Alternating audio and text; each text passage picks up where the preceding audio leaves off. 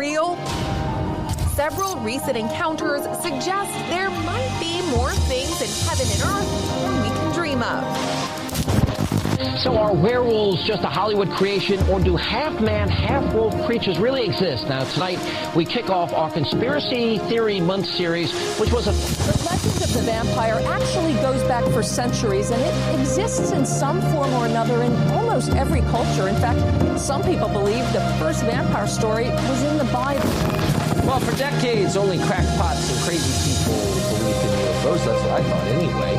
And then in recent years, it turns out that governments have been taking them seriously all along. Try and clear up an ancient mystery with the help of a prominent veterinarian who says she can prove that Bigfoot exists and that he's related to all of us. New reports, 5 pilots coming forward over the weekend saying they've had multiple mid-air encounters with high-flying, fast-moving objects. Good evening, ladies and gentlemen, and thank you for tuning in to another episode of Celestial Oddities, Pair of Normal Guys podcast. As always, I am your host, Frater Crow. And I'm your co-host, Daniel James. And we want to thank you for listening in tonight, whether you were listening live, streaming after the fact, or you've downloaded it to your device for on the go. Any which of the three is fine, and we want to thank you for your support. Just make sure you click those like, share, and follow buttons, because the more that you do that, the more that it moves us up the podcast community rankings, more people that discover the show, the more things that we can do with the show, keeps you in the loop with new episodes as they air, and gives you unfiltered access to our past archives. And folks, we give you something for everyone who's a lover and fan of supernatural and the paranormal. We talk about a lot of great topics and subjects here on the show, and tonight will certainly be no different, though tonight is an interview show. So we're very happy to bring on a special guest for the evening, which we'll talk about in just a moment. If you missed our last few episodes, then make sure you jump back through our past episodes and check them out. From Organism 46B to The Man from Torrid, the Talmud, mud floods, to everything in between, different interviews that we've done. We've had a hell of a season so far, haven't we, Dan? Oh yeah, it's been a blast, man. And I said the Talmud mud floods, and that's not right, but you know what I'm saying out there, folks.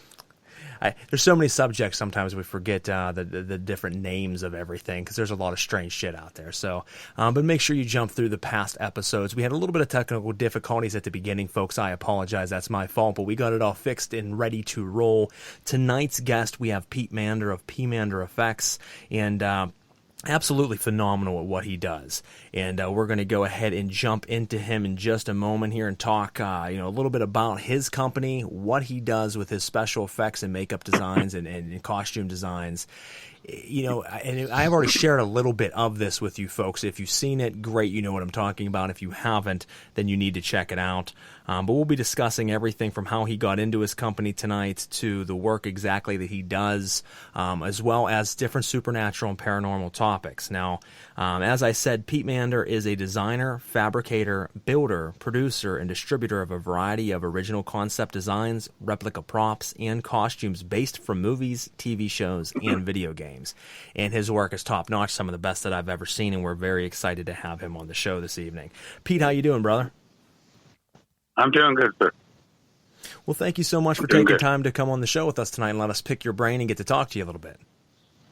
Thanks for inviting me. I appreciate it very, very much. Oh, not a problem. Well, I'll tell you what, Dan, I'm going to let you actually start out the interview this evening, and I've already talked enough at the beginning here. Jump into it, and then I will pick up from there if you don't mind. Cool, yeah. Hey, Pete. My name is Dan. I'm a friend of Frater's. And, how you doing, Dan? Good, brother. Good, man. Listen, I'm so excited to talk to you because I am a filmmaker and independent filmmaker, and I've been producing indie films for almost 12 years. And Garrett had showed me your work a long time ago when he wanted to have you on the show, and I was just totally blown away by what you're capable of and what you've achieved and the quality and the production value of your effects. It's truly amazing. Thank you very much. Yeah, man. Yeah, totally. I've gone through all your stuff, and I'm just like, I have so many questions. I was wondering by chance, how you got started. What your passion was, that inspired you to do effects and to make the things that you build, and where did that all start? Honestly, 2 words: Star Wars. Cool. Star Wars was my main inspiration growing up, and my foster father, actually, he's the one that brought me to the theater to see it. Actually, Empire. The first Star Wars movie was the one that inspired me the most. Sure. Basically, I don't know what it was about that movie, but it got me so interested in just a whole. I don't honestly know how to describe the entire process of it, but if we go back to where it all started, I would have the same model airplanes and like that's from World War II and stuff like that. But that's all the sci-fi was the main thing that got me into the majority of the effects and stuff. Like I more or less just dived right into it. Like as a kid, I used movies as an escape. I didn't read much when I was younger, and I actually couldn't even talk until I was about 5 or so. But yeah, that was the majority of it. So, well, I can totally relate, man, because as an actor and a filmmaker, sci-fi has always been the catalyst and the main inspiration to all of my films and my drive into making and telling stories. And we've done several sci-fi films. We did a big one a few years ago that was heavily Star Wars influenced, and now I'm also producing a short teaser sort of proof of concept that is very heavily influenced by the Star Wars universe. And so I can relate with you on that as having a catalyst, you know, in that same genre and theme that sort of just got me on my path. Yes, yes. It's always fascinated me as well, because I mean, I think of a lot of different things, and I do a lot of different things, from music to the occult to the radio to paranormal investigating. But like when I look at the side of costume design and the special effects, it blows me away because it's something that I know nothing of. I appreciate it and admire it, but when I look at it, I'm like, if my life depended on it, I couldn't create the things that you make, brother. I mean, watching the work that you put out, I just sit back floored, because I'm like, where would you even start with this? How do you learn to do this? You know, that's my weak side. Is I never had that artistic ability, but this takes art to a whole different level. Well, that's the thing. I mean, I hear that. I've been hearing that for years, that people can't see the vision of it. Everybody has a talent to do that. You put enough focus and energy into everything, you can more or less create anything you want, right? Any kind of art form. That's why I call myself an artist. It's like everybody's an artist in their own way, right? That's writing, drawing, photograph, photography, all kinds of different things. But me personally, I don't even know how to explain it. First, you'll have to give me a second, because I'm not used to doing this kind of stuff sober. So that's one of the major disadvantages, I guess, for me to be doing something like this. So I guess I have to look at it as a positive. But nervous? Hell yeah. I'm a little bit nervous at this time. But oh, no, there's nothing to be nervous about, brother. You're coming on and showcasing what you do. Everybody has an art form. Yeah, everybody has that. Everybody has that artistic. Everybody has that magic, you can say, right? That's what it is. It's magic. You always hear, I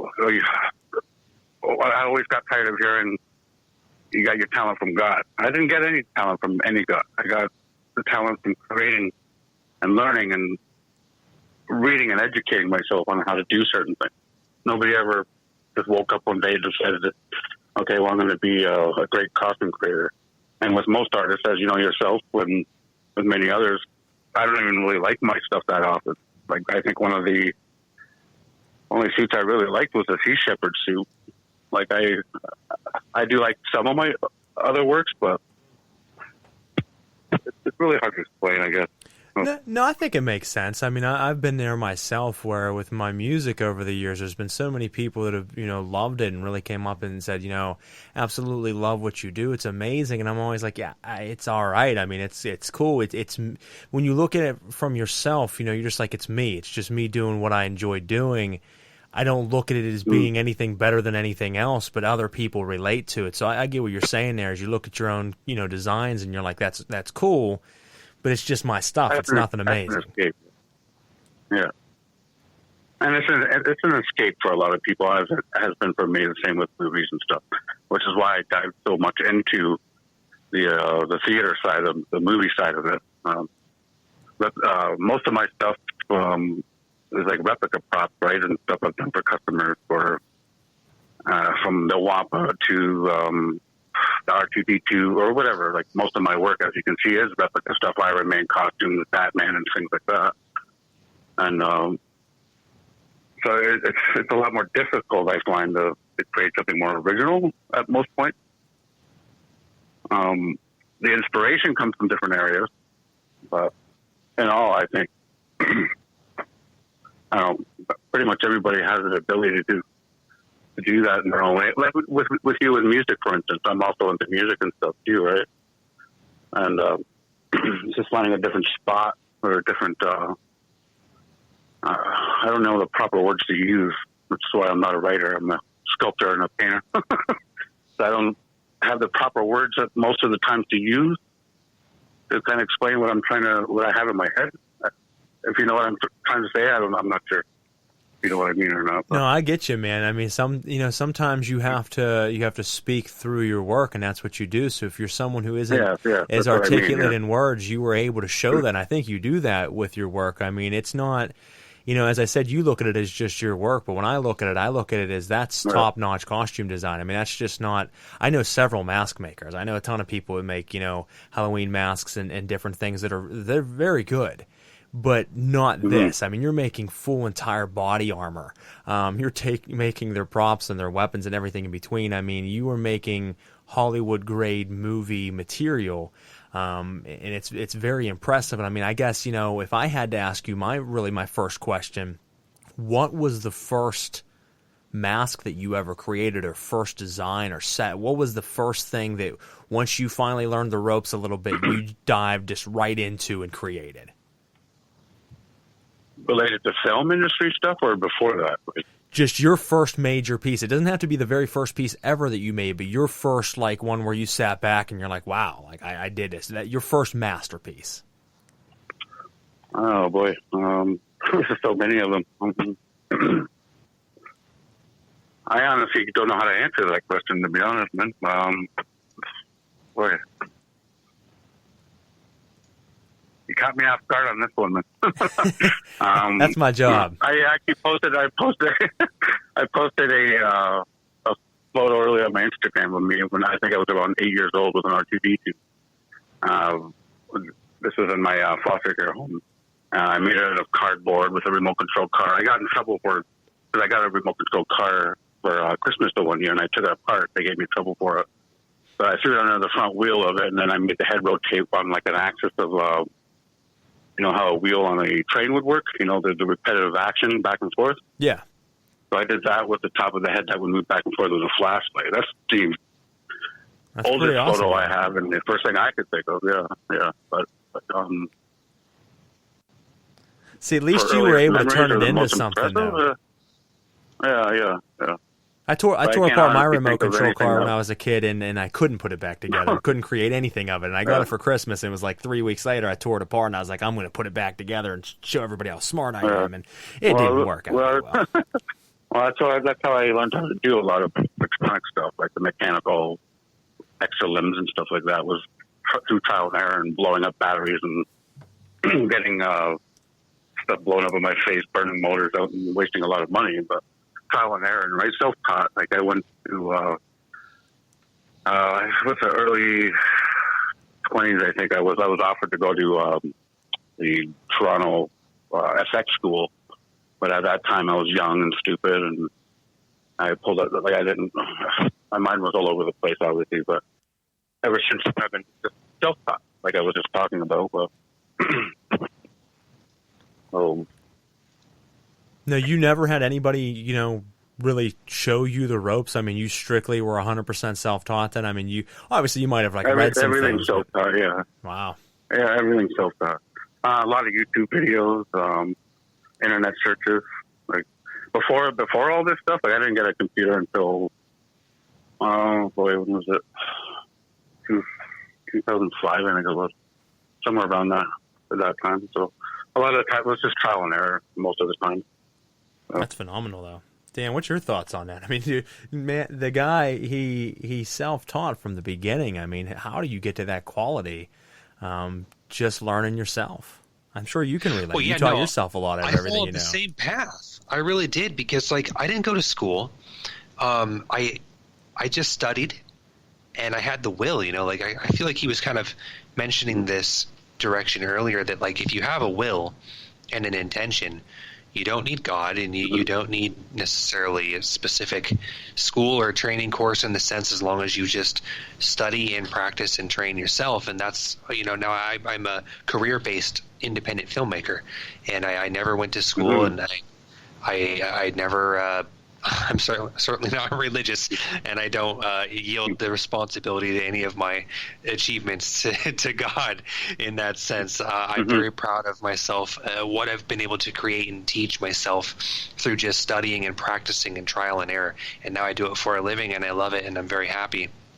I would like to segue one question for you. Also, folks, if you're listening, there are some people in the chat room right now.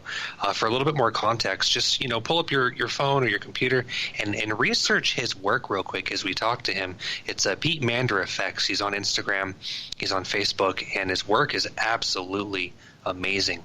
So my next question is, do you have a small team or any assistants that help you do your projects, or are you just like a one-man army? On bigger projects I have, yeah. I've hired a few people, or I've had a few partners, but the majority of it is solo.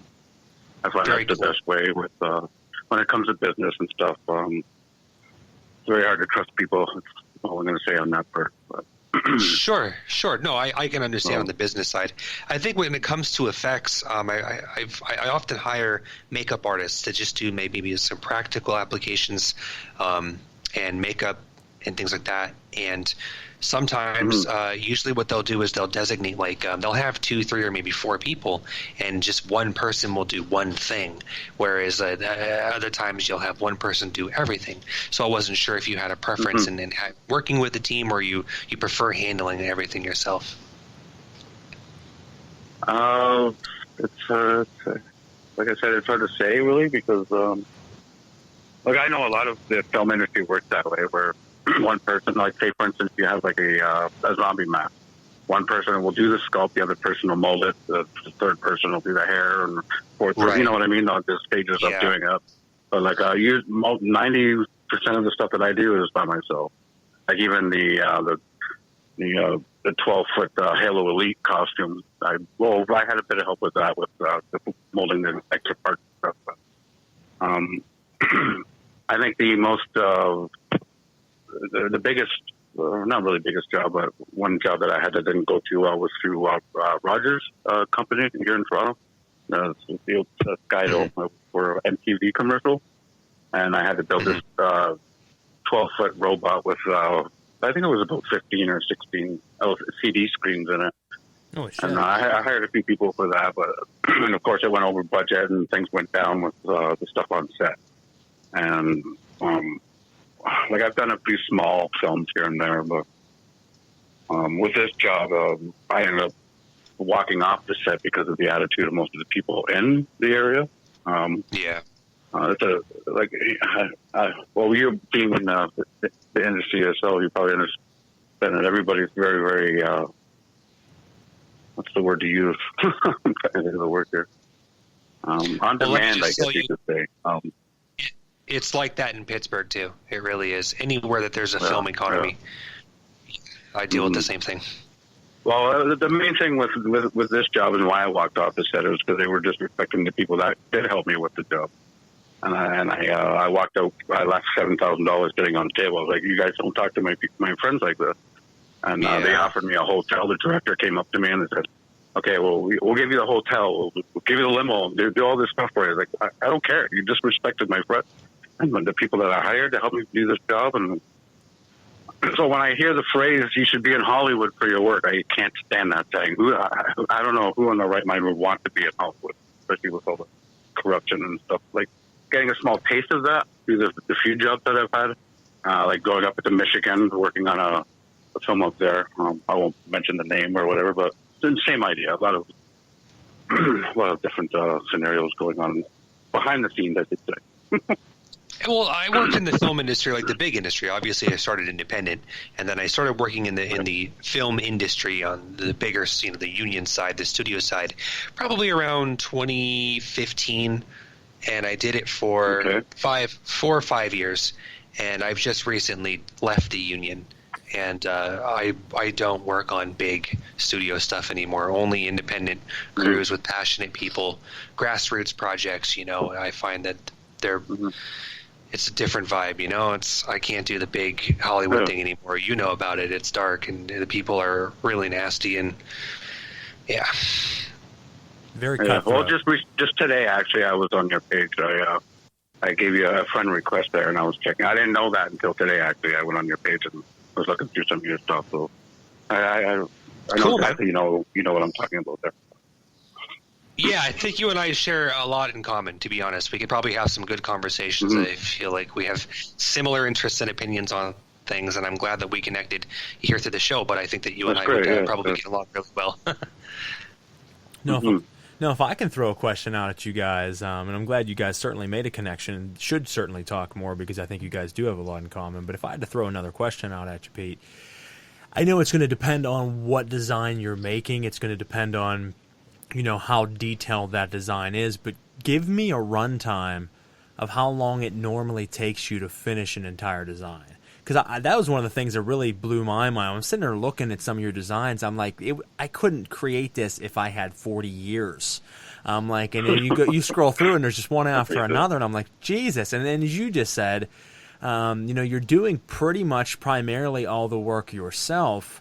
I just sit back and wonder, how the hell do you have enough time to do all this? So what's a normal turnaround time from start to finish on one of your detailed projects? That's another tricky one because that depends on excuse me, on what the actual sculpt is. Like, say, for instance, one of the pictures you added on this podcast was the Hulk, for instance. So we have a likeness of the Hulk, and then we have, say, let's see, another example we could use. Say, for instance, a Sea Shepherd helmet, where it's just like a mechanical. There's no design, there's no likeness, there's no anatomy to it or anything. The Hulk, for instance, the clay sculpt took 2 days to sculpt, and the mold took a few hours, and then the castings and adding the hair to that sculpt was actually took longer than doing the sculpt itself. Wow. And that ended up being a plaster bust, like a plastic resin bust. It wasn't a wearable mask, where it was a customer order, what's the word? Consignment, basically. Okay. And then let's say, for an entire suit, the Batman armored suit, that one took me, I believe, about 2 months. And that one had 176 molds to it. Wow. From finger molds and that one I sculpted that one and molded and did everything by myself, which is why it took so long to do. But and I revised the helmet, I think, 3 or 4 times because that's always the most important part. Is the design of any costume is always the same. Like the Golem, for instance, that you commented on, the one I did for an internet web series, the demon-looking guy. I revised that head, I think, 3 or 4 times to get it as mean and evil-looking as possible. I had skull dreadlocks at one point, and then extensions on the back. That one took about maybe 4 months to do, I believe it was. And that was another one I did on my own. And I think I broke the chest mold and then had to resculpt it. So the process is frustrating, and that's a lot of the problems people don't see when it comes to any kind of artwork is the behind-the-scenes stuff nobody really paid attention to, but don't understand. It's the right word, right? I would imagine. I mean, I even knowing more than the average person, I still can't even begin to wrap my mind around, what all is entailed into it. Is like you said, sculpting and resculpting again, and then not only that, but multiple molds. I mean, as you just mentioned, the one had quite a few molds to it just to finish off the whole suit, and 4 months of work go into it. I mean, that's phenomenal, though. I mean, that absolutely blows my mind, and I love it. Yeah, a lot of dedication, and there's so many days I just want to just throw it against the wall, right? It's like, that's it, I've had enough. and the other thing is the research, because I did that before the movie even came out. So the trick too is to try and get as much reference as you can from the contact artists that are in the industry that may kind of sneak in pictures here and there. And the only thing I was missing on that when I did it at the time before it came out was the back of it, because Batman has a cape. He had a cape on it. So I didn't get to see those photos until after the movie came out, when the original artist released the pictures, and then I resculpted the back and stuff like that. So, okay. It's a tedious project or process, that's for sure. That's awesome, though, that you're trying to find the sneak peeks of things before they're coming out so that you can show... Yeah, the hidden secrets with everything. Yeah. Exactly, yeah, you're finding the hidden secrets and then kind of showing the world, look, this movie's coming out, and look what I was able to create. This is a damn close, dead-on replica of the original, and that's phenomenal. And it's really impressive, man. And that's the thing. That's why I moved away from it for a while, because of... and the addiction issues that came in afterwards, and I stepped away from it, started doing renovations and stuff. And I'm only coming back now just the last couple of years to try and set all that history correct, and to do a more original type work. It's my new mission in life to do. So we'll see what happens from here on in. I guess do more original stuff, because the replica stuff's getting old and boring. And there's a quote, I can't remember the quote right now, but imitation is the best flattery, or whatever the quotation is. It's great to replicate your props and costumes and stuff, because you're showing an admiration for the original artist, or you're a fan of it, or whatever. But the original, that's why I was saying it was the R2-D2 was my first thing when I was a kid, and then my last one before I started doing renovations was the C-Separate 2. That one was 100% my design, nothing else before it, and I regret to this day selling that thing. So, and I was going to ask you if you still have it. So you sold that, okay? Because that's a beautiful piece. No. A client bought it, and he suited it. He changed the design to I believe it's a game character, a video game character, and then he built a suit to go with it with his daughter for Comic-Cons and stuff. He did a really great job on it. Oh, wow. But I can't remember what the video game is. But it's the same design. It had like a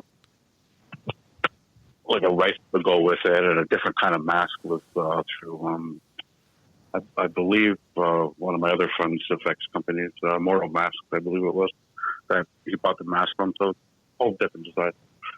Huh. I have pictures of it somewhere. I can't remember if I've uploaded them or not. But no, it's pretty phenomenal, though. I mean, it's a shame that you let it go, but at the same time, it's cool to see other people keeping it living on. And was able to use that design and go from it. That is very cool to see that happen. Yeah. No, we have a comment here from someone. It says, Wampa is probably one of my favorites on Pete's Instagram. So many amazing sculptures. I'm in absolute awe that this has all been self-taught. Beautiful work. And that was from one of our listeners tonight, so thank you so much. We have some other people tuning in saying hello and good morning. We got people coming in from the UK saying good morning because it's much later over there. Well, hello everyone for tuning in this evening and checking out the show, and obviously checking out more about Pete and his wonderful work. We've been talking for the last half an hour, folks, if you are just tuning in, about his work with PManderFX, which is his own company, all self-taught. He's been doing it for a long time. If you haven't checked him out, look him up on Facebook and Instagram. He also has his website. And what is the website? PManderFX.com? Is that what it is or no? No, right. I'm building a new one right now through Wix, so it's more or less like advertise tags on it and stuff. I just haven't had time to finish it. Okay. It's PManderFX at Wix something like that. I can't remember exactly what it is. I haven't had time to finish it off. No, that's fine. If it's not finished yet, don't even worry about it. I had the old one on my phone, but since I'm on the phone right now talking to you, I can't. It's not letting me pop it up. So Instagram would be the best, I guess, option to go to right now. I don't have being on the phone. I'm on my laptop's in the shop right now, so I can't even look it up for you. That's okay. Hey, folks, just search his name, Pete Mander or Pete ManderFX, PManderFX, and you'll certainly come across his pages. Dan, I know you got some questions brewing in that mind of yours right now. What you got for us? Well, yeah, I mean, I could talk to the guy all day about his craft. I would love to work with you someday somehow, just because I know that you're so talented, and I feel that you have, I feel that you probably prefer working with, more grassroots filmmakers than the big industry like I do. So I would love to collaborate with you someday, or possibly even hire you, if that's possible as well. I just think you're so talented. Yeah, sure. I appreciate that. Yeah. Like I said, I'm just slowly trying to get back into it. I got a lot of unsettled old business deals that kind of went bad. It's my fault, mind you, but I need to take care of a lot of that stuff first. That's the main issue. But yeah, I'm all up for collaboration, that's for sure. Well, you heard it, folks. It's going to happen. We're setting them to it. Since I'm the middleman in between them, we're saying it's going down. The virtual handshake. That's it, the virtual handshake. Now, I got to ask you, though, Pete, is your house just wall-to-wall costumes? That's what I wonder. I've actually, this sounds very strange, but I've sat and looked at your work, and then I've wondered what the inside of your house looks like. And that's not something you hear from a random person too often, but I'm like, I could just imagine walking through and it being like a Hollywood set, and they're just being like fucking Yeti monsters and all kinds of suits of armor popping out. And you're probably going to tell me the complete opposite and say, no, you wouldn't even know I do this type of work. But I always wonder and ponder on that. So, do you have a lot of costumes around the house, or are you a collector in that sense that you have a lot of pieces, decorating the home, or do you just keep it strictly to your workspace? I have exactly what you said, nothing. I have one alien bus that I kept, and everything that I've done has always been for clients. Wow. I have one room dedicated, which is my office for, it's like a Halloween room. I get airbrushed dead trees on the ceiling, and it's basically my office where I'm on the internet every day, and then it's one room that I divided, and so I do like the clean work, airbrush work upstairs, and then I have a garage in the backyard where I do the bigger projects, costumes. That's where most of my molds are sold right now. I'm actually going to be digging them out tomorrow and see what I even have, because I don't remember. Like a Leatherface pinhead costumes, I know Batman and zombie stuff in there. And then I have another room downstairs where I do like welding and the more dirty stuff. I play around with that stuff too. But no, I kind of wish I kept a lot of I never do though. I got the alien gray scope. I'm not sure if you've seen that or not. Yes. And that's about it. Little gargoyles here and there, and candle holders, and just small trinkets. That's it. I'd love to borrow the alien gray. I'm ruining the story now, so Dan's gonna know. But I would love to borrow it and then sneak into Dan's house at night. And throw a couple glow sticks in the room, kick the bed a couple times, and he wakes up, and I'm just standing there. He'd be like, "Finally, it's finally happened." So happy. That's the heartbreaking thing, is I would just be sad when I realized it was you. Yeah, not to scare him. I was doing it more for the joy to see in his eyes and capture that moment. You know me too well, man. Now, that's great, though, man, to hear that's, and that's what the thing is. I wondered which extreme would it be. Would it be, covered, from wall to wall in special effects as some people do, or would you walk through the home and never have a clue and then see your work and say, you're kidding? Years ago I did, yeah. Years ago I was like that, yeah. Yeah, I kept a lot of stuff and made up little mini, kind of I'm talking 15 years ago. Maybe I did that 20 years ago even. But now I try not to hold on to anything anymore.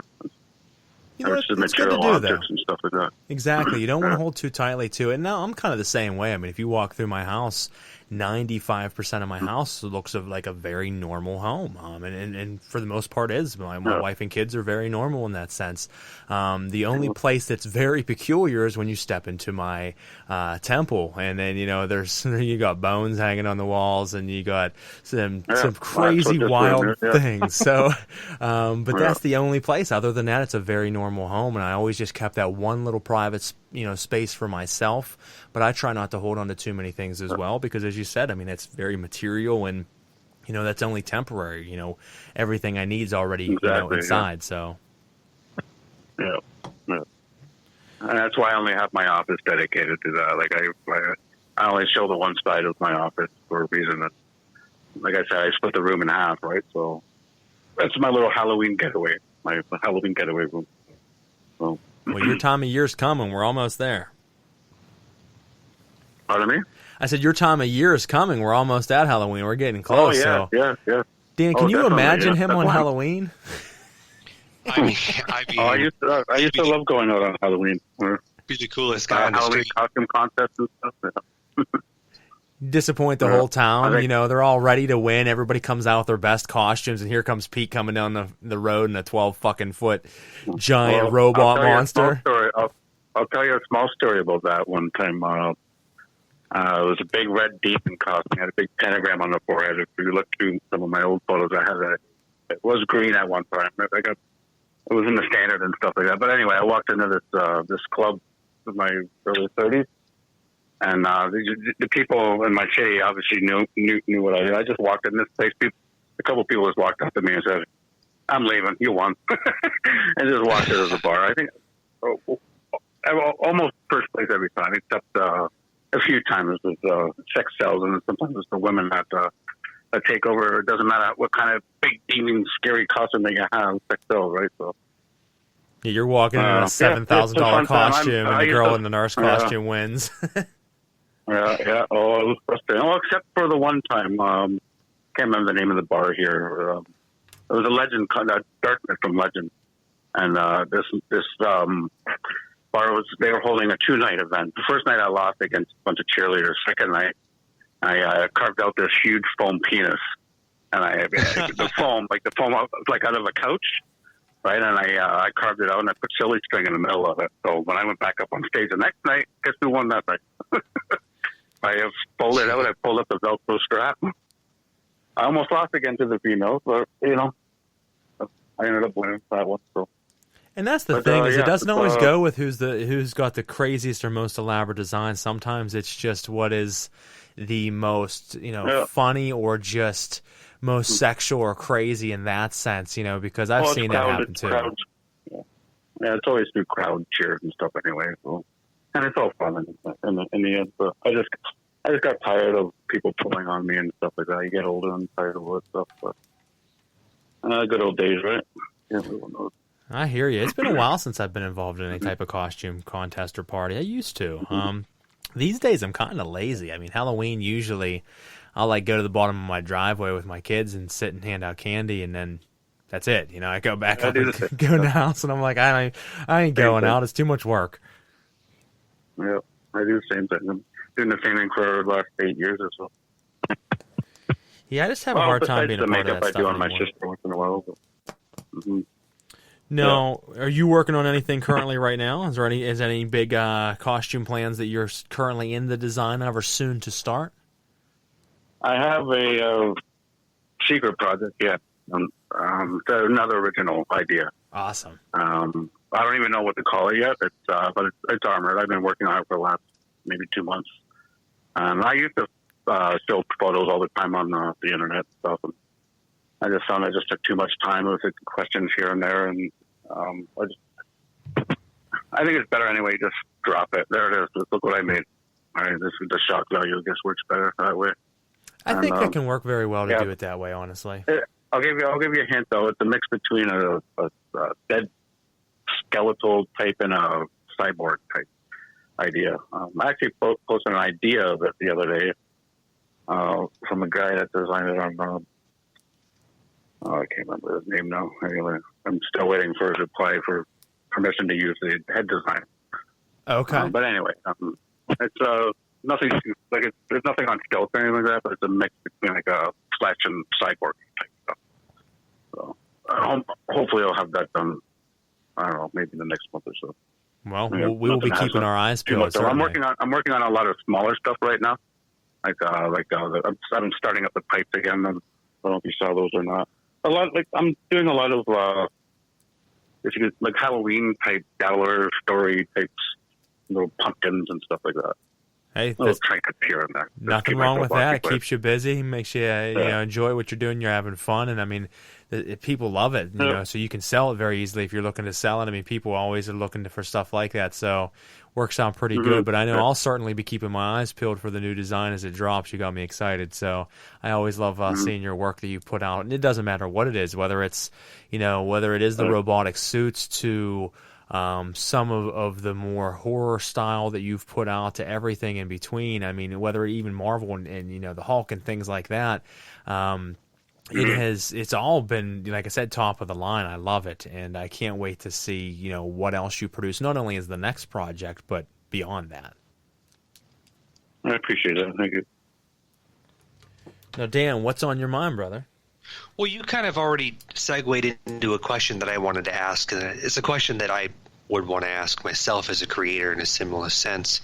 Garrett sort of already touched on it, but do you have any passion projects in terms of your own creations that are just for you, that isn't a commissioned work or something that you're being paid to do for somebody else the way they want it done, but do you have something that's just for you that you're working on that you're very excited about that is only your own input? Just a few I'm working on now. That's about it. So, the one I was just talking about a few minutes ago. That's the only one I can think of. Cool. That's it. Yeah. Now, how does it start out? Does it start out, I mean, do you, because this is a thought that I had, do you sketch it out and you write it all out in plans, almost like a blueprint, but in costume form, and then from those designs that you sketched, it turn into the costume and design? Or is it just you sit down in front of the molds and start to create and it's all from your head? I mean, I know people do it both ways. Some people, have to sketch it out first and have something that they visually see to then create it. Yeah. Others like to go from strictly mind. When it comes to original stuff, it's improvised. That's it. I just block of clay and start sculpting. But I use like a lot of techniques, like blending different oddball pieces here and there, like coffee lids and wheels, or especially that influence also comes from Star Wars, because that's how they did a lot of the sets back in those days, where they would just take random pieces like ice cube trays and they put them on the back of stormtrooper blasters and stuff like that, and then you paint it all one color and nobody could tell. So I incorporate a lot of that in my work as well. But when it comes to like an actual sculpt, I can't draw good enough for that. Like I can draw, like I used to be able to draw younger. I don't know what happened, but I never. The weird part is, like, let's say I did this job where I had to build for a movie, a cyborg Bigfoot, for instance, and somebody had already pre-designed. They already had the designs.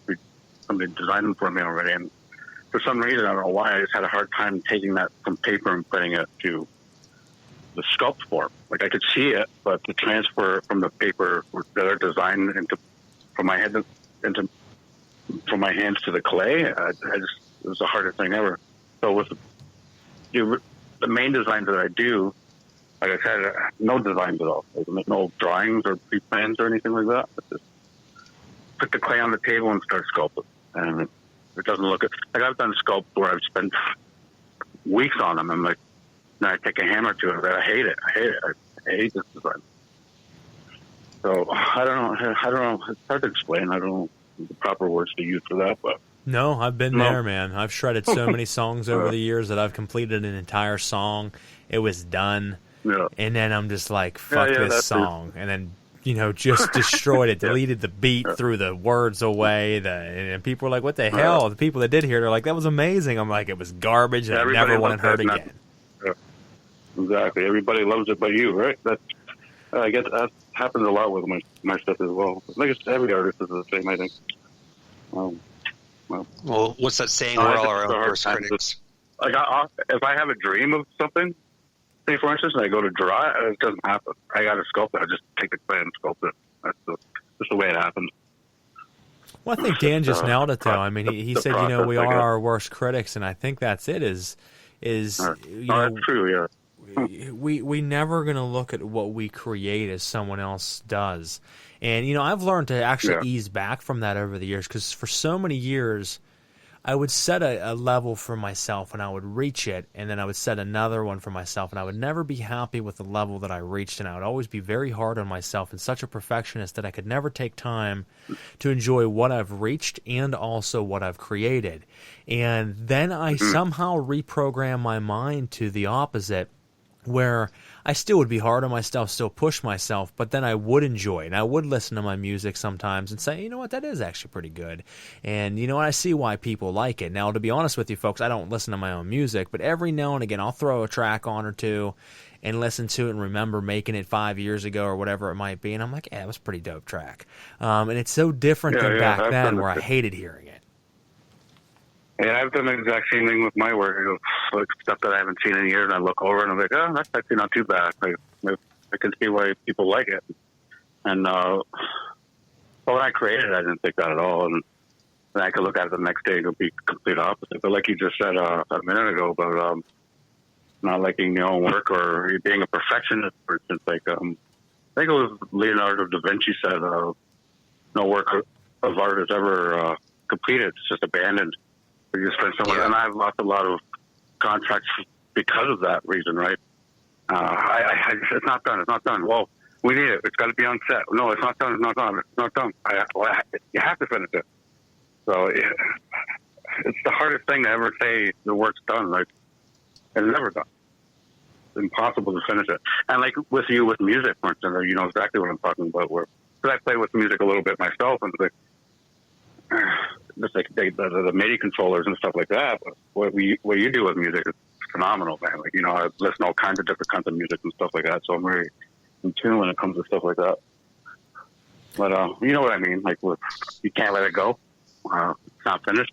It's hard to, and I mean, I think I was actually I just listened or purchased the audio book for the Dictionary of Demons. I have the book, but they did a 10th anniversary audio book. It might even be in physical as well, but they did a 10th anniversary audio book version with like 30,000 new words to it. She added a lot of context, M. Bellinger, and she says at the beginning, and the reason that I'm bringing this up is that a book is never completely finished, because by the time I send the manuscript to the publisher, if I were to read it again, I would have more to add or say to it, or more critiques, or more things to change. And she says, and that's just how you said it. Yeah, it's never completely done. It's abandoned. You have to pick the abandonment point of when am I going to walk away from this, that it's complete enough that it gets the point across, because if you waited till it felt complete, truly complete, it never would be. And I love the fact that she said that, and then you brought that back up again tonight. That's great. That's, that synchronicity there. And she did add quite a bit new to the book. It was already a phenomenal collection of daemon names and demon names, but she's added all kinds of new context, and she said what you are hearing right now is a newer and improved version of the 10-year-ago book. But by the time you're hearing it, it's already obsolete, because there's so much more, again, that could be added. And I was like, that's dope that she said that. So, no, I think whether it be Daniel, yourself, we're all in different fields, but similar fields. Dan feels the same way about his film. And once he puts it out, I guarantee you that, Dan, don't you? Once you're done, you're like, damn it, I should have done this a little different. Every single time. I mean, I'm a video editor, and I'm exporting the final drafts of anything I ever release, and so I'm making little tweaks to it the day it releases. It's never done. I have to stop. That's it. Yeah. Well, don't you love when you're editing and then you spend the extraordinary amount of time editing, and you sit there for how many hours, depending on how fast your computer is, waiting for it to render out? Because I edit too a little bit. And then you watch it like, God damn it, that half a second I got to go back and re-edit everything. You know what I mean? It's the same one process. little thing. One little mistake tweak, you made. yeah, you know what I mean? Yeah. I Something do it you every missed time. the first time. You know, like there's a shadow behind him or something like that, or you know, in the middle of the edit, or the cut's not blending in properly. So I don't know if you've heard that or not. I got somebody calling in, but it's the same process, like same idea. It's the same thing when you're sculpting and stuff like that, or drawing or painting. It's all the same. And I think it works that way in every field, because even recording, I'll record a song and feel pretty confident about it and listen to it even sometimes in the studio and want to make changes, and I will make changes. But there's sometimes I hear it a couple times back to back in the studio and I love it. I think it's great. And then I get the rendered down version to listen to on the way home from the studio. It's not completely mixed and mastered yet, but then I hear something that I did vocally that's weird. And I'm like, why did I do that? And I'm like, and I'll be so hard on myself, and I'm like, I ruined it. And everybody's like, no one would ever know that, man. They're just going to think that's how the song was supposed to be. And I'm like, Nobody that wasn't it. I'm like, that wasn't how it was supposed to fucking be. And then eventually you're just going to learn to walk away Nobody from was here. just like you said, the shadow in it, maybe you catch, but most people wouldn't see the shadow in the film, or that slight imperfection in the suit armor. But we see it, and that's what makes us perfectionists. Exactly, yeah, exactly.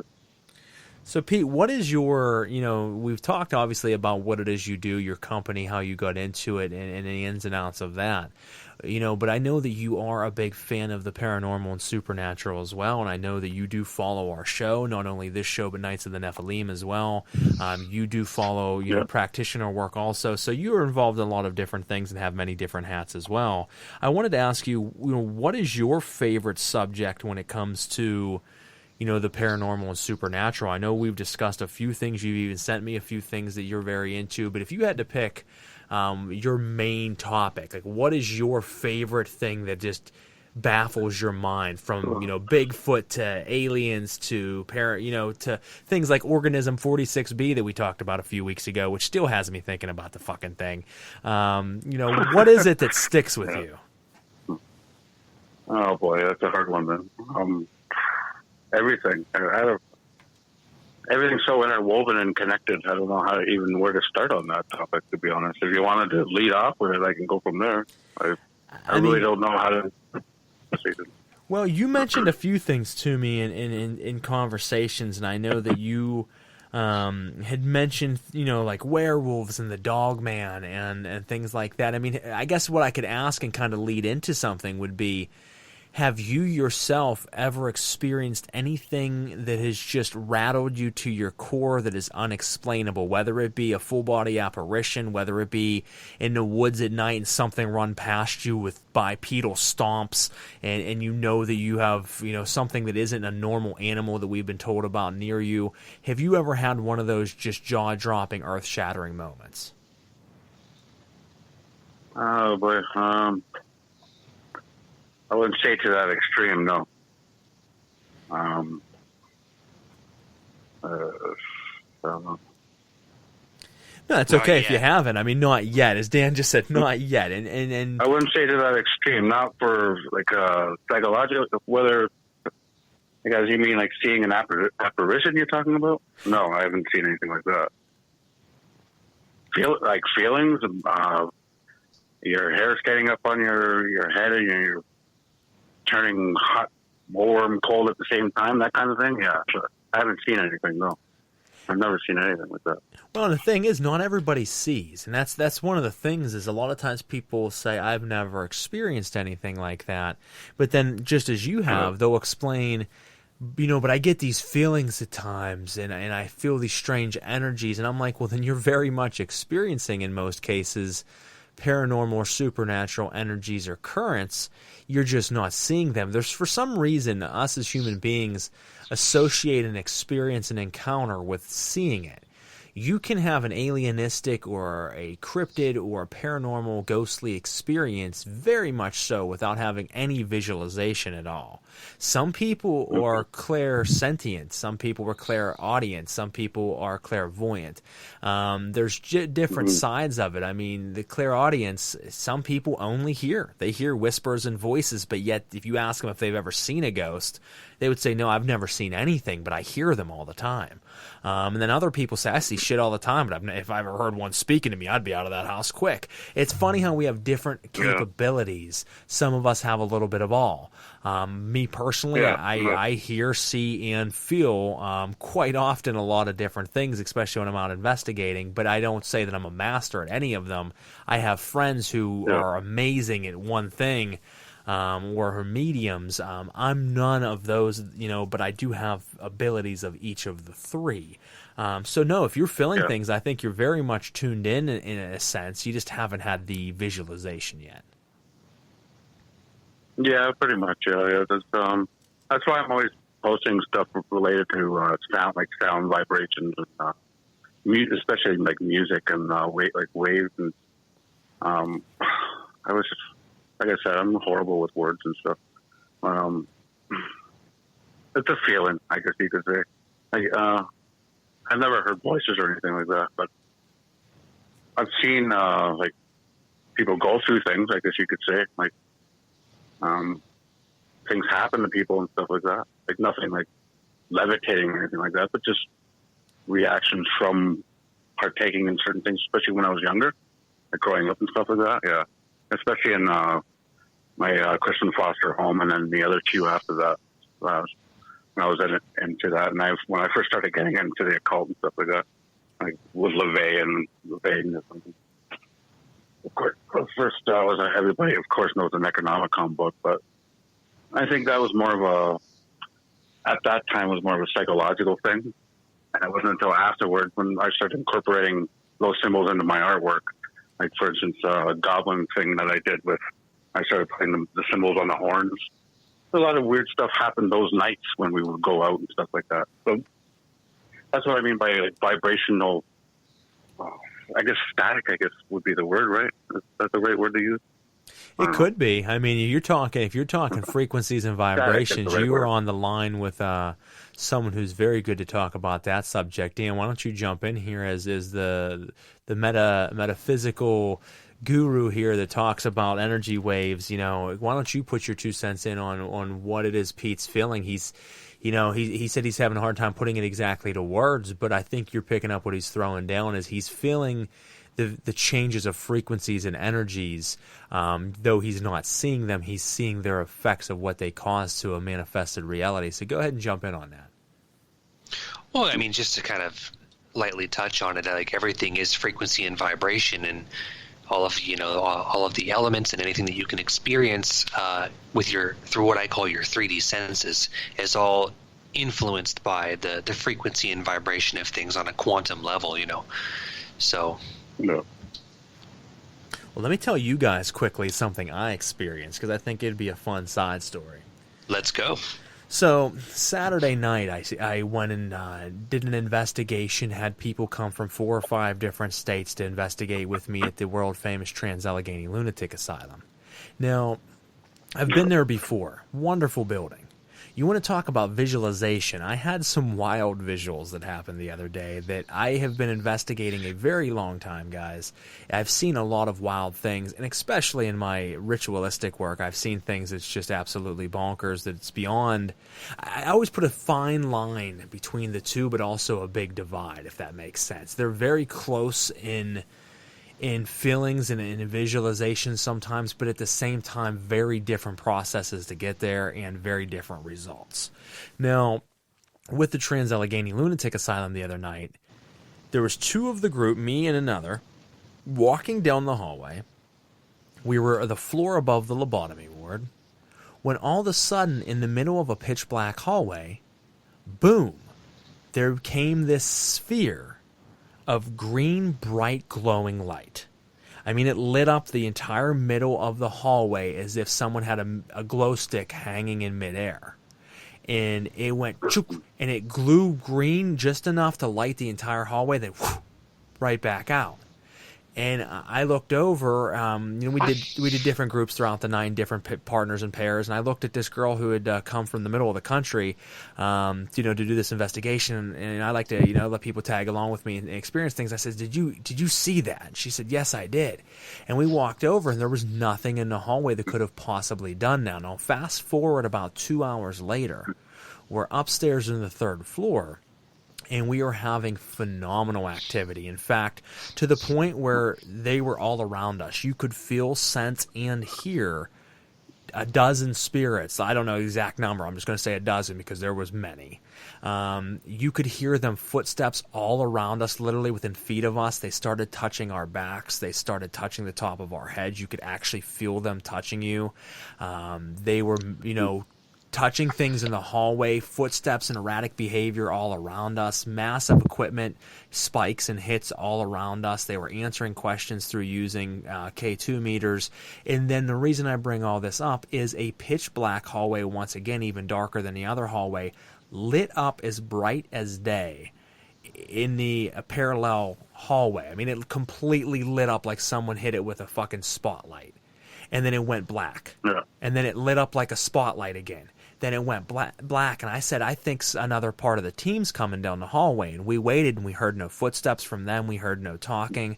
Then it did it again, and I was like, okay, I got to check this out. So I ran across the hallway real quick, looked down, and you can see down a football field's worth of hallway. It's a humongous building. Not a single person in that hallway. So somehow, folks, if you're listening out there, the spirits, and I've seen something to smaller degrees, the spirits were using such amounts of energy that they were able to turn a pitch black hallway to a brightly lit, fully glowing hallway, and then back out, and then again over and over again in response to us, among many footsteps and touching. So needless to say, it was a phenomenal experience. But you said about, the feeling, you could feel it. Yeah. But we luckily got the visual. Yeah. Pretty wild, man. Dude, it was one of the wildest experiences of my life, and I've had a lot of wild experiences. And I know that the person who was with me at the time said that she said it absolutely changed her life, blew her mind pretty much, because it was one of those moments that if you were a part of it, it would stick with you for the rest of your life. Literally, I was be able to say, I can hear you in the closet right there. There's two closets with the doors open. I'm like, I can hear you in there. You don't have to hide in there. You don't have to stay in there. And I was like, come out and join us. And you heard the footsteps come out of the closet at that point. Like, it literally, I invited it over and it walked right out of the closet. You could hear it walking towards us. And then he walked all around us, and you literally could feel it grabbing your shoulders and like putting its hand on your shoulder. You felt a hand there, and there was no one there. And I'm like, holy shit. It was high velocity energy. And that's something that most people go their whole life without experiencing it. But it gave me a complete spiritual chub. So I'm hoping that I can experience that again soon. A spiritual chub. It's the same thing, right? It's the same, like you said, it's the same, with the light, and even if there was no light bulb in the room for it to happen, oh boy, okay. Better word to use. Well, there wasn't. That's exactly the thing, is none of the electricity worked in the hallways. And I even told the two guards that work there, the two staff that stay on duty there, I told them what happened, and they're like, wow, that is absolutely phenomenal. And I was like, and I know it wasn't the hall lights, because I would imagine none of those work. And I flicked the switch a couple times, and it didn't. She's like, oh no, the electricity hasn't worked in that floor in like 20 some years. She's like, there is no electricity up there. I was like, exactly. I was like, but let me tell you, that hallway lit up like a fucking Christmas tree. And I'm like, and it was beautiful. To see something of that velocity really, it makes you sit back and say, there's so much that we don't understand. In fact, there's so much more that we don't understand than what we do. We think of how smart we are as human beings, and honestly, that's like 6% of the overall that's out there. We know nothing, folks. Nothing at all. No.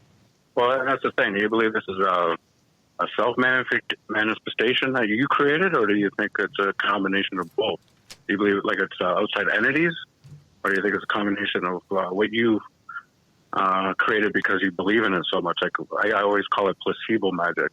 Like if you believe in something strong enough, like say the Necronomicon, everybody calls it a fake book.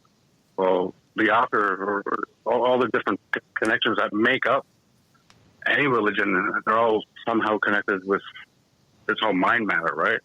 So do you think this event where everything lit up and the feeling, let's say the hair stood on the back of your arm, do you think it's both of them or your own? Like, You know what I'm trying to say? No, that's an interesting question. I think that both are very valid and different things. I would go as far as saying, and some of my practitioners listening out there may like or not like this statement, I would go as far as saying I think most chaos magicians and magic is placebo effect, where you are believing in something and shifting your energy so much into it that you actually cause the manifestation to happen. Now, that happens in other forms of magic as well, but a lot of people get into the debate, is this something that's strictly internal? Is it something strictly external? I always say when working with spirits, at least in a magical or ritualistic sense, that it's a one-to-one counterpart, that you have to open enough doorways within yourself, charge yourself up to a high enough energy that you can open the doorway into your mind to allow these external currents to actually manifest before you, and by them manifesting,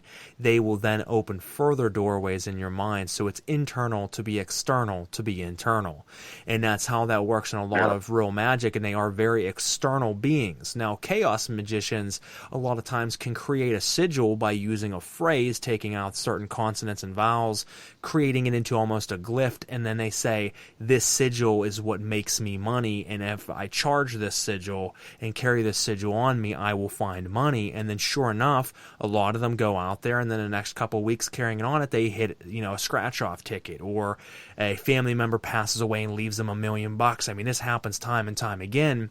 And how does this happen? Yeah.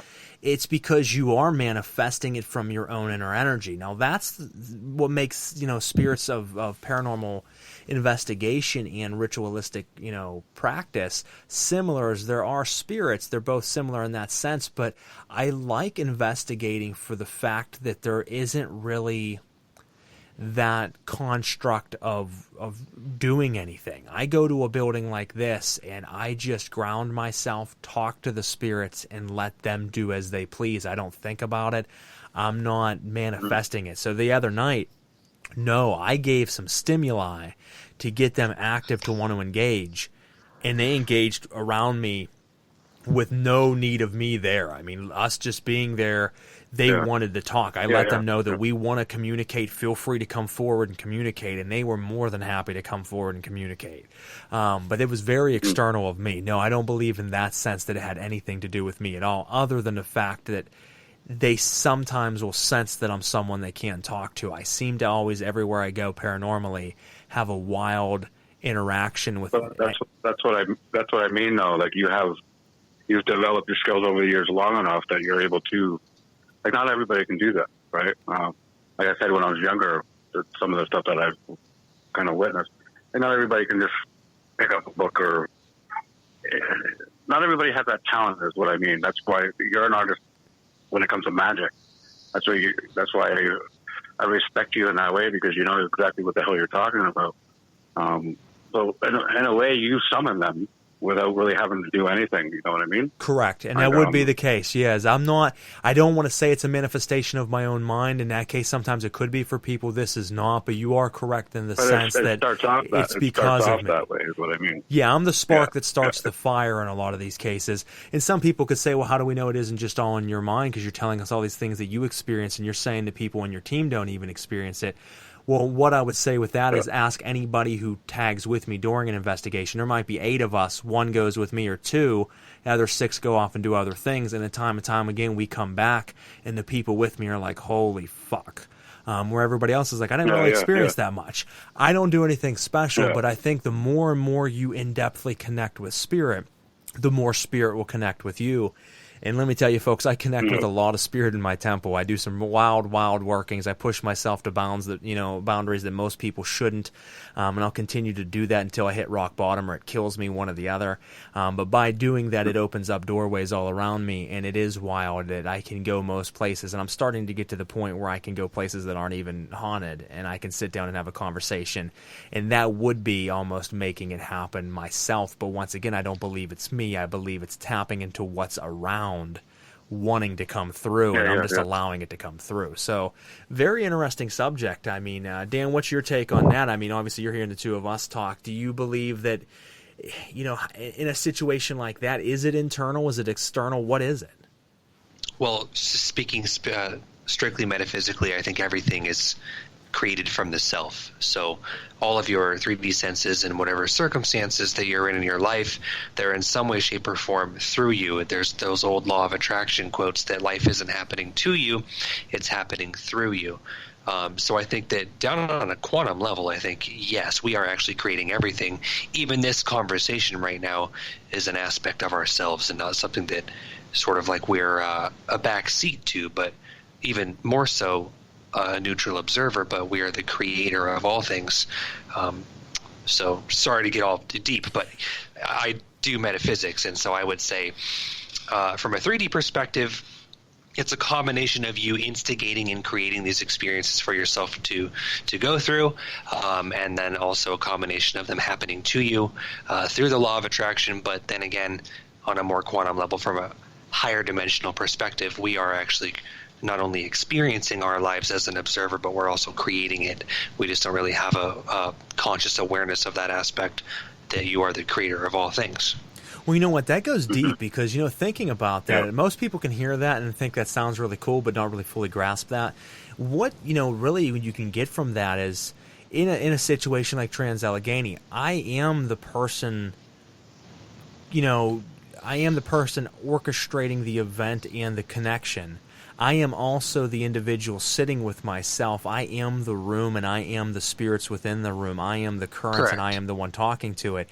They are all individually separate from the, material me, but they are all, at the end of the day, still elements of self. So Correct. You are really just connecting the bridge of one side of you to another side of you. So when I speak to a spirit, and a lot of people do that and they don't have a connection, it's because they're not connected with themselves and the world around them. But the more you ground and the more you learn to connect with spirit, to go to trance states, to meditate, and do these things that you need to connect, then really all you're doing is connecting the bridge. So whenever you're speaking to the spirits and saying, I'm here to talk with you, come forward, then another chunk of you that's always been there connects with you now, and it says, I'm here. And everyone's saying, holy shit, look at all these spirits around you. But really, you're right, though, guys. It is probably all myself, but it's me connecting the dots to allow manifestation all around me, through me, by me, because it is all me. Or it's all you, however you want to look at that. But very fascinating thought to think of is, and I've thought of that before, to be honest with you, is, are these things actually happening unbeknownst to me, or somehow am I the orchestrator behind it, and I just don't know it? You're just, the way I see it, just opening up another matrix, a dimension, or whatever you want to call it, another realm. There's so many different words you can use, right? Oh, there is. I just think it follows you. That's all. It follows a lot of people, like specific people I see online and stuff like that. Like you can just feel, you can see it. Some people have it, and some people don't. Is what I mean. Like, I don't know why I know that, but you feel that there's some kind of something following you or something. It's always there. You know what I mean? That's what I mean by vibrations and feelings and stuff. And a lot of times that goes into my artwork as well. I think that's where a lot of my artwork comes from. Why I became a perfectionist, you could say. Well, I mean, and I think you capture it, and that's what it is the vibrations around you for every type of emotion: sadness, happiness, anger, inspiration, all has its own frequency. And we are frequency jumpers, and we jump from one frequency to another through the thing that we call our minds and emotion. And when you learn to really capture and to control your mind and your emotions, and you find true center, which is the true goal of anybody in a spiritual or a magical practice, is there are two pillars. There is Joachim and Boaz, and there's the middle pillar, you. When you bring everything to the middle pillar and you find complete equilibrium, then you control your mind and your emotions, and you can choose which current you want to ride. And if you ride inspiration, that's how someone is an amazing artist, and they sometimes are cognizant of them doing it, sometimes they're not. But if you can learn to master those things, you can tap into the inspiration current and just start pounding out designs or music or videography, whatever it might do, and you're crushing it. People are like, how the fuck is this person doing it? Because you knew how to tap into to it. And you can not only do that, but you can learn how to not tap into sorrow anymore, not tap into anger. And that's when you look at Buddhist monks or Tibetan monks, and they don't get angry, they don't get sad, they don't get extremely elated. They ride perfect equilibrium. They're very nice people to talk to, but they don't fly into one current or another because they found equilibrium, and they ride that perfect current, that balance. So I think that we all do that in a sense. It's just to what degree. And as you said, some people have it, some don't. Some are kind of all over the place, or they talk big, pipe dreams of finding it, and then others actually have found it or damn close to it. And once you do find it, that person will themselves then give off a different vibrational frequency, and you can feel it when you're around them. Certain people, when you go around them and you're even within a few feet of them, you just feel it emanating off them. You're like, holy shit, man, this dude's, dude or chick, this person is just fucking vibrating hard right now. Sometimes it's intoxicating. Sometimes it's so strong it makes you just don't feel right. Like you can't be near it. You're like, this person's got too much of a powerful energy coming from them. But at the end of the day, as Dan would say, everything is energy. It's all frequency and energy. Yeah. It's like when you walk into a room after a fight, you can feel that energy, right? You can feel the negativity of like, say, for instance, like a friend, you hear them fighting in the room, and then they leave, and then you go into the room, you can feel that. Oh, absolutely. You're not feeling it because you hurt them. You're feeling it because again, it's something everybody's trying to achieve, is that balance. That, like you said, with never getting angry. Like that's a process of ascension that you're talking about. Everybody wants to achieve that goal, right? Was to get that balance. Like getting in it when I was. What's that? The word you used? I can't remember. The angry Satanist. That's who I was. The inverted crosses, and I'm angry all the time. Wearing a face makeup all the time, and I still wear face makeup now once in a while, but that's only on Halloween and stuff, right? But you know what I mean? In those days, right? Constantly angry. Like everything's shifted. Since I've come back after all these years, and drugs are a very bad thing, man, and they take away a lot of your memories and stuff like that. But there's on the paranormal part, you'll never forget that stuff growing up. Those feelings and those vibrations and all those weird things with stuff growing up, and that kind of stuff. Like I always refer to three, like when I was a kid. Like I said, I didn't really talk much. I had to go to a therapist and stuff in the States, an art therapist actually, to communicate with, because I still don't know to this day what happened. But I used to go to an art therapist in Michigan, and I would come back and think it would evolve and stuff. But around that time, like when I first went into this home, like I still remember the first time I went into this place. I remember this old 1920s, 1930 wallpaper. I was 5 years old. I remember exactly being 5 years old. I remember exactly the dreams I had within that home, and I mean, like, there's so much to say. I just don't know. Well, no, those moments that stick with you have the feeling of it. That's there. Yeah.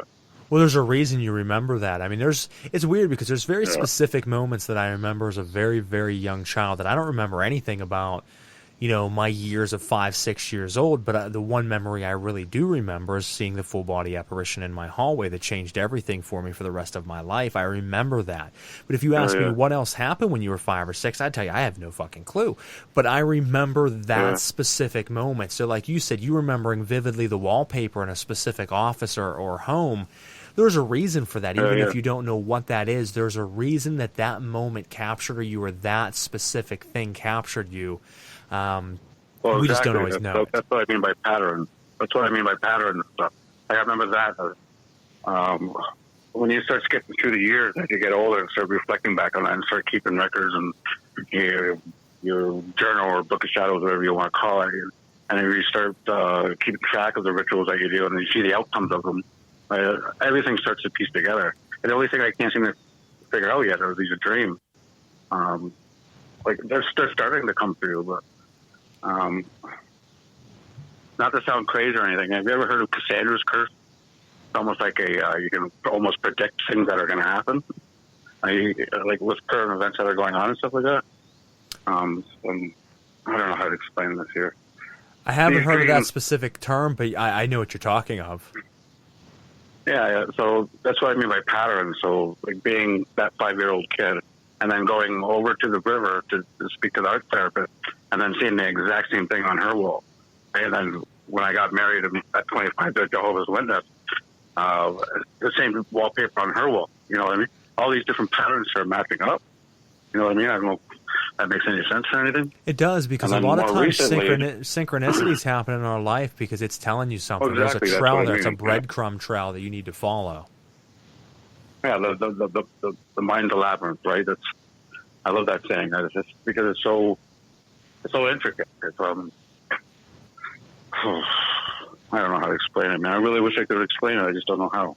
That's okay. No, I'm with you, man. I get what you're saying and you got to wonder, as we talk about manifestation and then we're all being the one and the one being all. There's a billion of us, several billion of us. We're all emanations of the one source, and we're all living individual lives, experiencing what we can and being in this wonderful creation that is the all.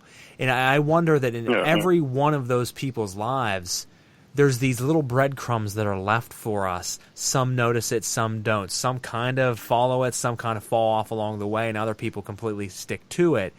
It's just strange to believe that we are all the same being. And within all of our own manifestations, there's so many hints being thrown at us. And it's pretty much like rats in a rat maze, and they're like, who's going to make it to the end? There's a lot of little pitfalls and traps along the way, and there's an ultimate being watching us, even though we all are the ultimate being. It's wild to think about. So the wallpaper very well might be some sort of predetermined, trigger for you that you chose before being put back into this body and mind erased again, because we come back again and again, from my belief, that you set before you got here, or that happened in an old life, and for some reason it bleeds through into this one. So when you see that deja vu moment or that synchronicity and you're like, why does this seem so familiar? It's because it either happened again or it's a predetermined trigger that you set for yourself. You just haven't realized it yet. Yeah. And it's trivial as it is, like a wallpaper. We're talking about wallpaper here over a period of I don't know how many years, but why? Why that wallpaper? And I don't believe in coincidence. There's reasons for these things to happen. That's what I believe. Even our conversation, I think there's a reason this is happening. Don't know what yet, but you know what I mean? Like, have you ever watched that show, Dev? I have not, no. Quantum computer, it's all quantum stuff, and everything is basically predetermined. What I'm going to say in the next 5 minutes already been planned, that kind of thing. Is that what it is? Quantum physics, quantum theory, or whatever it's called. Physics. I was just going to say, that's Dan's alley right there, yeah. Yeah. Well, there's no original thought. There's no original ideas at all. Everything I'm saying now has already been said. It's been said a million times by somebody else in some other dimension somewhere, or some other Earth. You know what I mean? You know what I'm talking about, or no? Yeah, another way you can look at it is in terms of everything being predetermined and everything has already happened and nothing has happened. You get into this concept of probabilities. So, like, if you think about everything is possible, but it's a matter of how probable it is. So, if you think about the quantum concept of infinite probabilities, then everything has happened and also nothing has happened, and everything is also predetermined to happen exactly the way that it will because of its opposites. And so everything is probable. Everything exists in probable quantum energy. It's really quite fascinating when you think about it, honestly. I'm sitting here just kind of pondering on it myself, which I do quite frequently. But, this is one of those things we just got to continue to live it out and probably come back again and live it out again until we eventually reach the finish line or figure it out. So, very interesting. But guys, listen, if maintaining your sanity is key, right? So. Yeah, trying to, at least. I mean, that's all you can do is try to maintain it. I don't know. Mine's been gone and come back a few times. But if you're listening out there, folks, we have been with Pete Mander of PManderFX for the last hour and a half. We're getting ready to wrap up for the evening. But we hope that you enjoyed our episode. You got to learn a little bit more about his company and himself, and just some great conversation and ideas. Make sure you check him out on Instagram and Facebook. Just search Pete Mander or PManderFX, and you will find him and hunt him down. If you liked what you heard tonight, please drop a comment. Go to the Celestial Oddities Pair of Normal Guys podcast page group on Facebook. Join it. Leave us some great material to ponder on and think about. We always encourage our fans to engage with our community that we've built there. You can drop us an email at celestialoddities@gmail.com. Again, that's celestialoddities@gmail.com. Let us know what you want to see us do, not do, who you want to see us have on next. Because to be honest with you, Dan and I haven't talked past this episode. We planned the first huge chunk of Season 2 up to this point, and we've reached this point and we haven't booked the other ones, which is okay. So over the next week, what that means is Daniel and I are going to brainstorm on what topics we want to finish out the season with, what guests we still want to have on the show, how many more call-in episodes we're going to do, folks, where you guys can call in and tell us your experiences. But we still got a good bunch of packed-in information that's going to happen before we close out Season 2. If you are listening out there, folks, I did want to tell you that next week on my other show, Knights of the Nephilim, we have E.A. Coetting on the show. Very large name in the occult community. Whether you love him, you hate him, doesn't matter to me either way. I'm a journalist. I'm going to have him on the show, and I'm going to talk to him, pick his brain, and we're going to talk about some big things that recently hit the news. We're going to talk about how he got started as well, what's led him into being one of the biggest companies ever to happen in the occult. I mean, a lot of great material coming up, and then the following episode will be Enoch Petrocelli. So we got a lot of good material coming your way.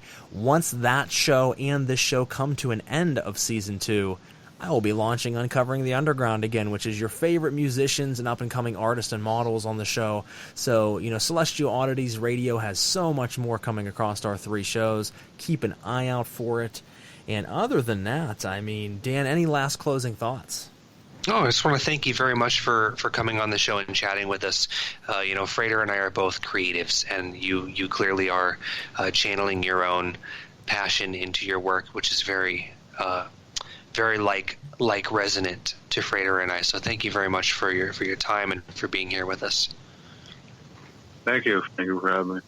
And any last thoughts from you, Pete? Is there anything you want to, links you want to drop? Anybody you want to thank? Any last closing statements from you? I'd like to thank you for having me on the show, and I guess everybody needs to stop fighting. That's the only thing I can say, man. Honestly, you know what I'm talking about, right? So, absolutely. But, I really appreciate you having me on here. I've calmed down now, even though it's been all this time. But hey, that's okay. It was a good opening doorway to what will come in the future with other interviews and other things that you're going to do. I see a lot more things happening, so just be open to it and it'll come to you. But we really appreciate you coming on. Folks, we appreciate you listening out there for the evening. And we will see you in 2 weeks here on Celestial Oddities, and I'll see you next week on Knights of the Nephilim. But this is Frater Crow and Daniel here with Pete Mander, and we'll catch you next time here on Celestial Oddities. Everybody have a good night. Thanks, guys. Appreciate it.